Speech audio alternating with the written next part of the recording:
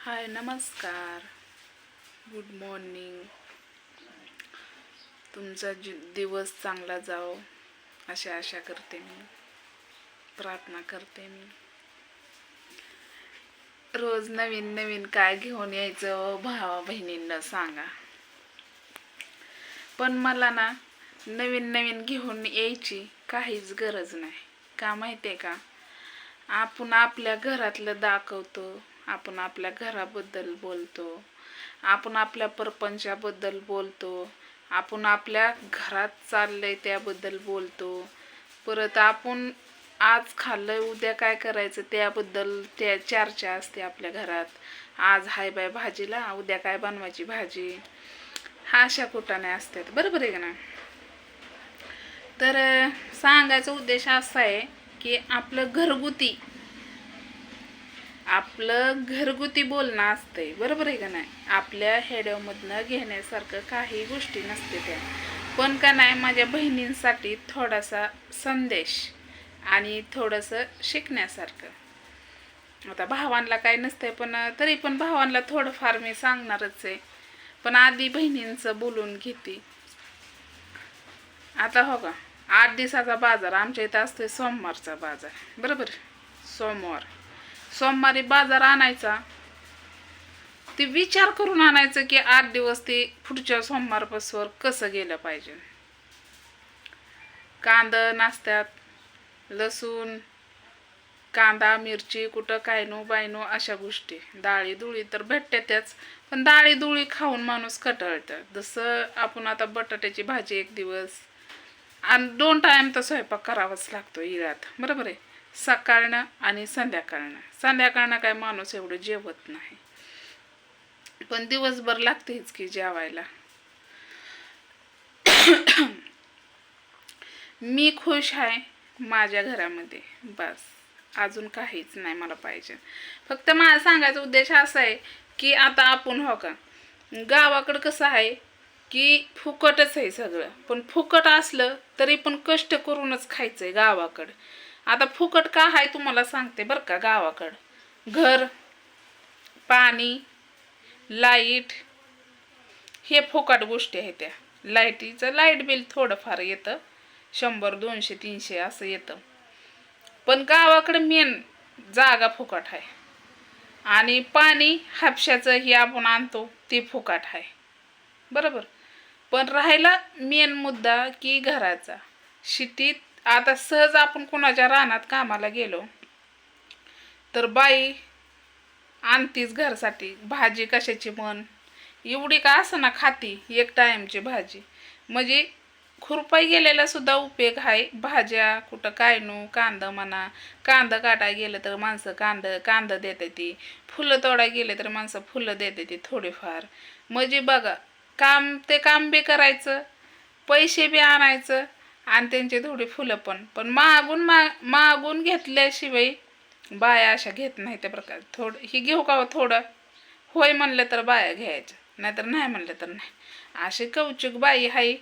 पण भरपूर अशा न सांगणाऱ्या घेणाऱ्या पण आहेत, असं काय नाही. तुम्ही माणसांना लागल्या सांगायला अशा गोष्टी. पण शिटीत सगळं विकत आहे.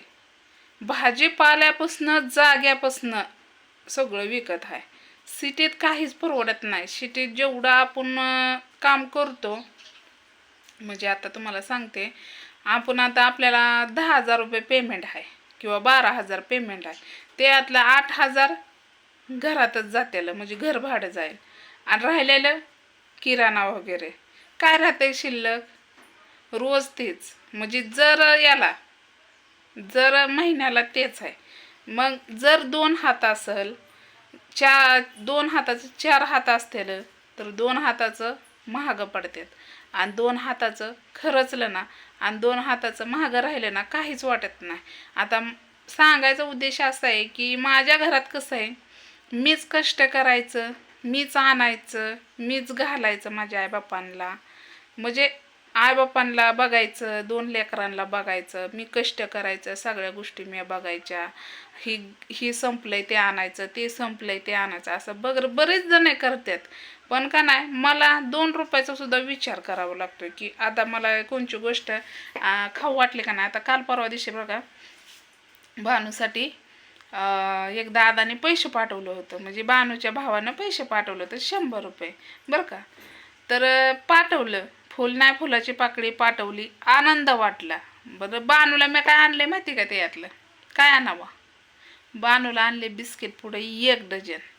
तुम्हाला खोटं वाटत असेल दाखवते, रोज तर बानूला पार्ले बिस्किटच असतात, पण या बारचीनी 1 डझन बिस्किट पुढे आणले. याच्यातले काय संपलेत, म्हणजे त्या दिवशीच आणून ठेवलेले 20.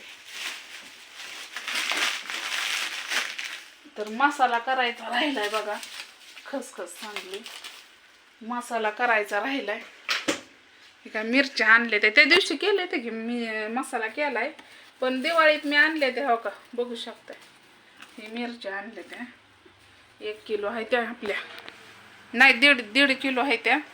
आणि थोडाच मसाला राहिलाय, खूप छान झालता, संपत आलाय. आणि आईनं दिला म्हणजे असतंच की गावाकडे कसं असतं, गावाकडल्या केलेलं चव लागते चुलीवरला, बरोबर आहे का नाही. तशाच त्या गोष्टी मग ह्याला त्याला देणं असतंच की, बाकी द्यावं लागतंच की वानावळा. आणि आपली शेंगाची पिशवी हो का एवढ्या आहेत त्या, 1 2 3 4, वरची 5वी संपत आली शेंगा फोडून.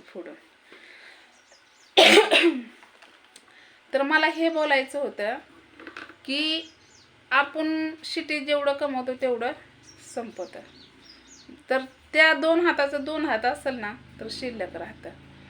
म्हणून का नाही विचार करून सगळ्या गोष्टी करायच्या असतात. कोणची गोष्ट आवडली, आता मला ड्रेस लिहू वाटतोय, मी ड्रेस लिहिली, 4 नोकरला नावं ठेवते, आणि त्यापेक्षा माझा हाय तीच लुक बरा की, बरोबर आहे का नाही.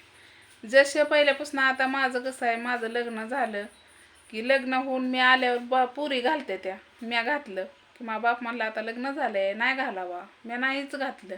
जी साडी जी घातली ती ड्रेस आता घालूच वाटना अंगाला, नकोच वाटतं ते ड्रेस घातलं की काय नाही घातल्यासारखं वाटतं, म्हणजे सवय नाही.